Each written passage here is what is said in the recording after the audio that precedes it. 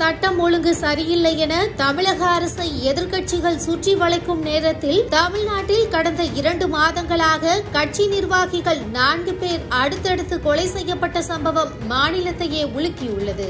Jayachandran gold and diamonds now at Palikatnai.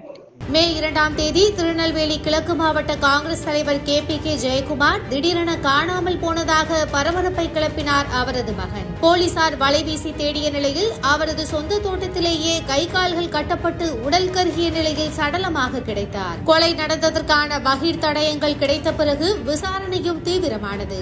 ஆனால் அதில் இருக்கும் மர்மங்கள் இதுவரை விலகாமல் விசாரணை தொடர்ந்து கொண்டே இருக்கிறது. வழக்கு CBCID போலீசார் வசம் உள்ள நிலையில் அவரது மரணம் தொடர்பான கேள்விகளுக்கு இன்னும் விடை கிடைக்காமல் இருப்பதாக எதிர்க்கட்சியினர் விமர்சித்து வருகின்றனர். அடுத்ததாக ஜூலை 3ஆம் தேதி சேலம் அதிமுக பிரமுகரும் மாநகராட்சி மண்டல குழு முன்னாள் தலைவருமான சண்முகம் இருசக்கர வாகனத்தில் சென்று கொண்டிருந்த போது வெட்டி கொலை செய்யப்பட்டார். போலீசார் விசாரணையில் திமுக கவுன்சிலரான தனலட்சுமி என்பவரின் கணவருக்கு தொடர்பு இருப்பதாகவும் முன்விரோதம் காரணமாக இந்த கொலை நடந்ததும் வெளிச்சத்துக்கு வந்தது. இந்த வழக்கில் சதீஷ்குமார் கைது செய்யப்பட்டு சிறையில் அடைக்கப்பட்டார். போதைப் பொருள் விற்பனை தொடர்பாக சண்முகம் புகார் அளித்ததால் தான் சதீஷ் அவரை கொலை செய்துவிட்டதாக பரபரப்பை கிளப்பினார் அதிமுக பொதுச் செயலாளர் EPS. அடுத்து ஜூலை 5ஆம் தேதி பகுஜன் சமாஜ் கட்சி மாநில தலைவர் ஆம்ஸ்ட்ராங் சென்னை பெரம்பூரில் அவரது வீட்டின் அருகே வைத்து கொலை செய்யப்பட்டார். மாநில தலைவரை கொலை செய்யப்பட்டது தமிழக அரசியலில் மட்டுமல்லாமல் தேசிய அளவிலும் எதிரொலித்தது. தமிழகத்தில் சட்டம் ஒழுங்கு சரியில்லை என குற்றச்சாட்டை வைத்தார் பகுஜன் சமாஜ் கட்சி தலைவர் மாயாவதி.